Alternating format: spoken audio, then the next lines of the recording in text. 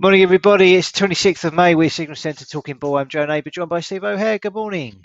Good morning, mate. You all right? Yeah, very good. Thank you. And you? Yes, not too bad. Excellent. Let's get straight in then. So in terms of headlines, we've got a couple of bits happening today. First up in the UK, we've got Dominic Cummings, who is the former chief advisor to the UK Prime Minister Boris Johnson, facing questions today before Parliament on decisions taken during the COVID-19 outbreak. So it looks like he's really going to stick the knife into Johnson today. So we'll wait and see what he's got to say. In terms of travelling restrictions, there's been some imposed in certain areas of the UK due to the so-called Indian variant spreading, and also France looks to be considering further curbs on passengers arriving from the UK. So if you did have any holiday plans for abroad, get them cancelled. It doesn't look good, does it? No, or buy a dinghy, I was thinking. Buy a And then you dinghy, could yeah, sort just of, yeah, you could just sneak play in in the somewhere. Solent. Yep, maybe. Elsewhere, we've seen a bit of spooking in the market on the back of the Fed Vice Chair Richard Clarida, who had a Yahoo Finance interview yesterday and said the Fed is currently purchasing assets at a pace of $120 billion per month. But Morgan Stanley chief executive predicts that will begin tapering its bond buying towards the end of this year. So tapering back on the stimulus could unsettle the markets as it did many years ago off the back of the financial crisis. So we'll have to wait and see what impact that has. In geopolitical bits and pieces elsewhere, we've got Biden meeting Vladimir Putin in June. That's their first in-person meeting, which is set to take place, and they'll be confronting Russia over the cyber attacks, military aggression, Belarus, and also human rights abuses when the meeting eventually happens. So that sounds like it'll be fun. That's pretty much it, I think. In terms of earnings, one to keep an eye out for today is Nvidia. The chip maker is due to report earnings later today, so that will be interesting given how much of a shortage there seems to be of those chips at the moment. So, Steve, going to get stuck straight into the charts. Do you want to take it away? What you leading with today? Seems like one of my charts disappeared, but I don't think it's an important one. Anyway, yeah, I'll go with the indices actually first. Yeah, let's start with, obviously, start the week. We talked about hangman candles. We've managed to make a new all-time high. You're a bit breaking up a bit, Steve. All right.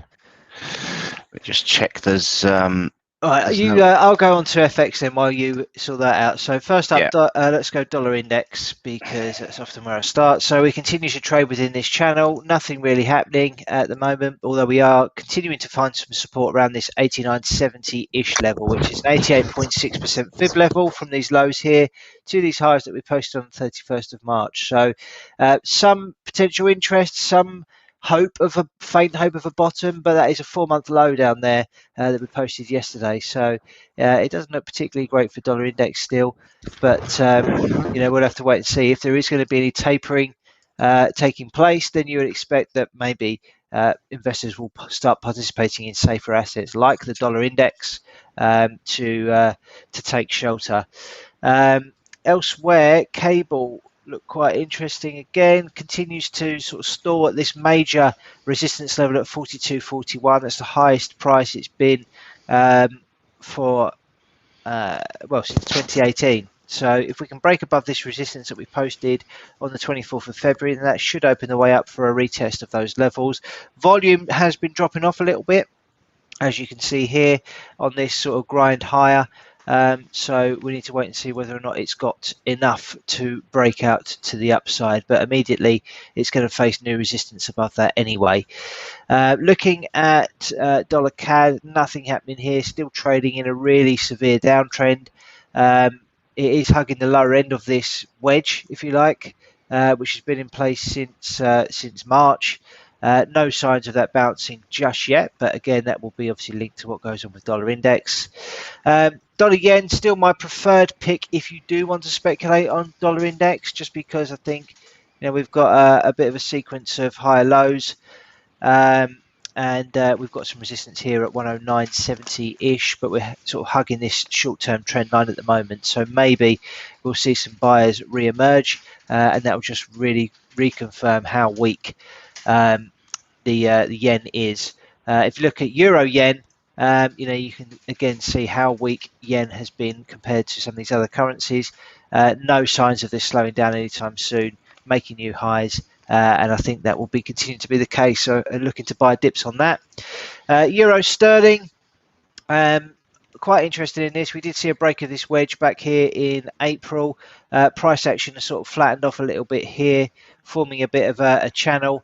I do think there is potential for a bottom pattern to complete here. It is a little bit premature, but we could argue that we have an inverse head and shoulders forming here. Obviously, this right or potential right shoulder is a little bit complex compared to what the left shoulder was.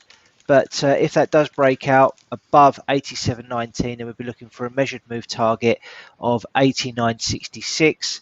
And if we compare that to a couple of fib levels, just to add a bit of confluence to it, if we go from this high here in the September 2020 down to these lows, then we have a 61.8% fib in the red.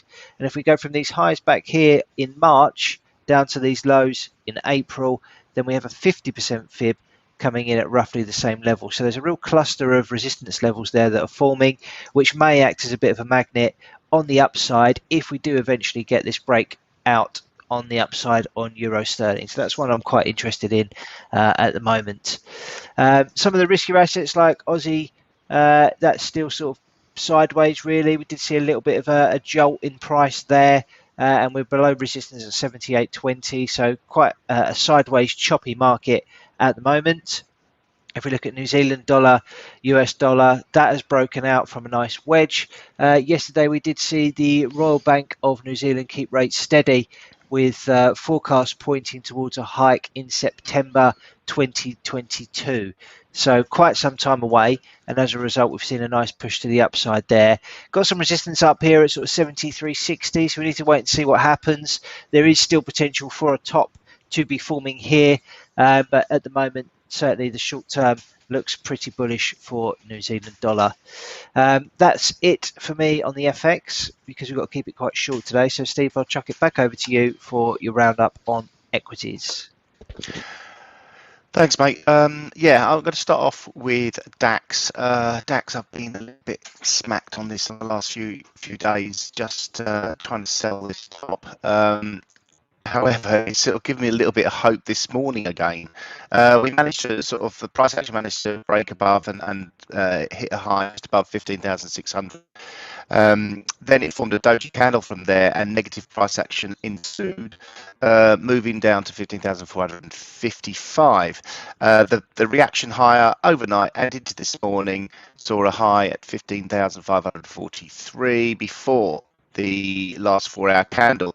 Now, if we drill down into this a bit of evening star formation, in what would be potentially after this impulsive move higher, an ABC correction. So we get the A leg, B leg higher, and the equivalent sort of level takes down to maybe Really crackly, Steve. 15,000.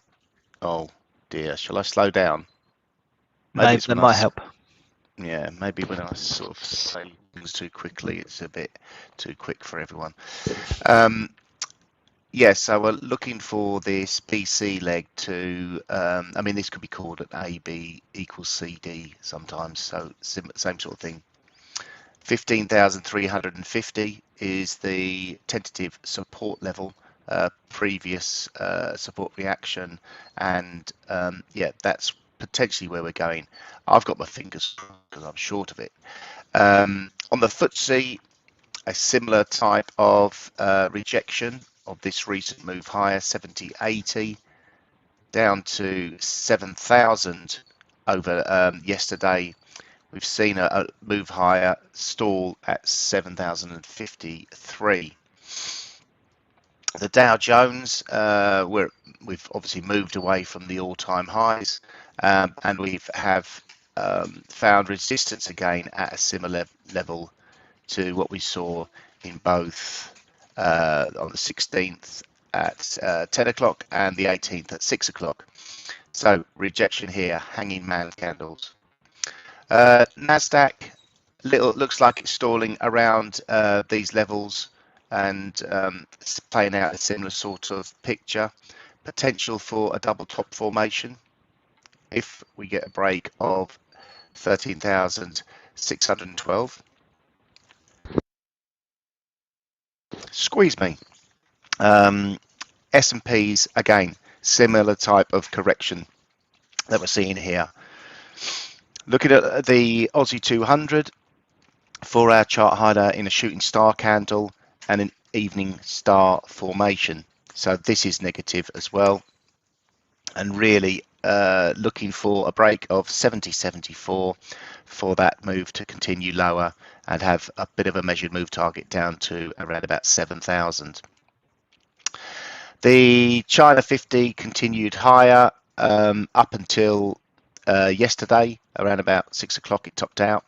And we've seen a reversal there, but holding around those highs still, no sign of it kicking on at all. And in the last 3 hours, we've seen a shooting star formation on the Hang Seng. So negative price action in the European Open. That's the indices. Am I talking slow enough to make it not rattle? Yeah, it's a bit crackly, but it's not too bad. Okay, so go straight into crude oil. Now we've got this level at 66.41 and we're seeing price action stalling again here. This looks to be an impulsive move higher. We can see maybe it looks like we're in the fourth wave correction, so still potential for an extension higher. When we get the impulsive moves higher, we normally see them in 5 waves.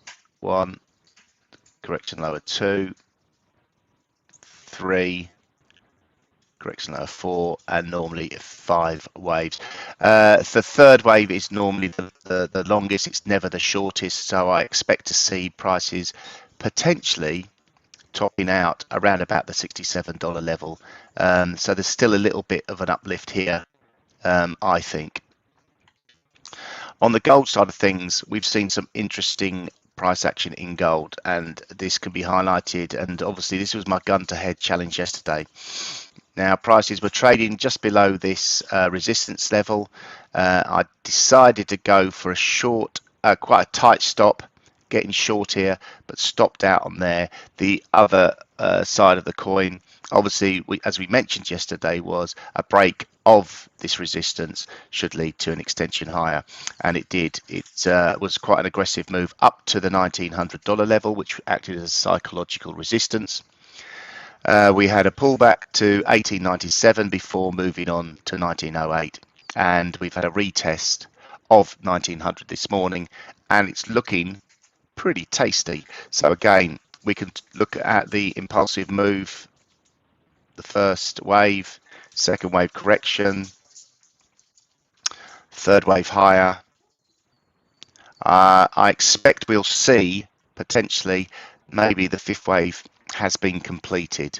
If that has been completed, we then would see a correction lower along the lines of something like that. So looking to buy a dip in there before we again extend higher. On a medium term to long term basis, I'm bullish of gold, and yeah, that's nice to see. The real resistance levels, this is the weekly chart, coming around about 1962. We have got immediate resistance all the way up to there, so it's going to be a bit of a slog for gold. Obviously with dollar on the back foot, this is going to be a little bit easier. We can see dollar in this impulsive move lower. Commodities indices, maybe a quick look at cryptos.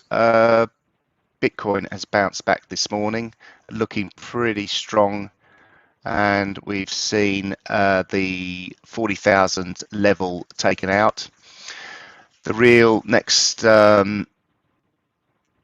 real test for me would be a break above the 43,000 level. That would form a double bottom and leave potential for a move back towards the mid 50s. However, we've still got plenty of resistance in the shape of 42,600, 43,200, and then 44,600 and 46,000. We've poked our head up above the 40,000 parapet and looking quite okay at the moment. But as we can see as well, these volumes continue to move lower.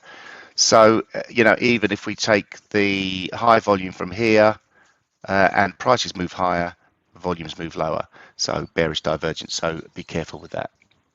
That's me. So that's great, Steve. Thank you.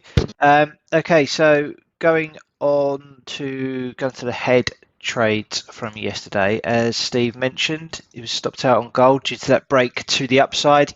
So there's a 1 hour loss, and I had a 1 tick win on dollar yen. Yay! 0.05R. Done, mate. Well done. Pointless. It was Your mum will be proud. Oh yeah, she will indeed. Yeah, that was my trade yesterday. Get rid of these lines. So I bought it here. It went all the way up here and then died just at 9 o'clock back to where I got in, which is really annoying. But that's the way it goes, unfortunately. So I still like that, actually. I'd still be a buyer of that. But what I'm going to go with today is Euro Sterling. Nice, looking quite nice on the hourly chart. We're sort of making a decent move to the upside. We saw a nice break above this resistance level here at 86.50.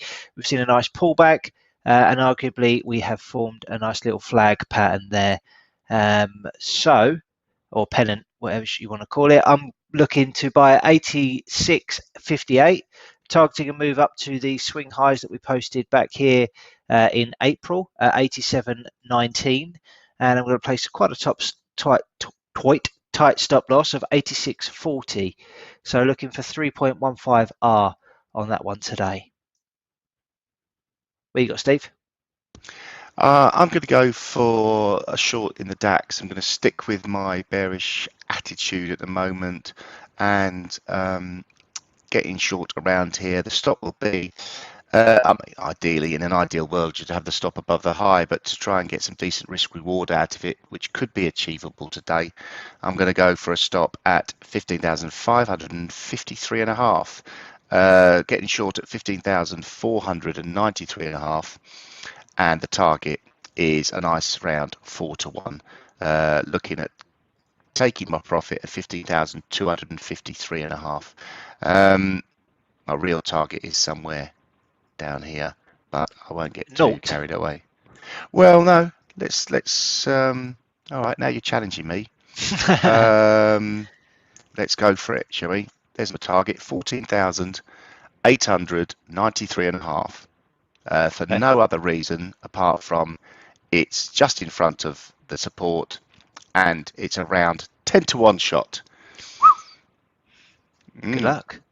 Yeah. Okay, fantastic. Good luck with your trades today, everybody. And right, data-wise, not much going on. We've got crude inventories at 330. Stockpiles fell by 1.9 million barrels in the previous week, so keep an eye on your oil positions if you have any come 330 today. Anything else to add, Steve? No, I think that's it. Lovely. Thanks for joining us. Yes. Cheers, everybody, and we're back tomorrow. Have a good one. Bye-bye. Bye.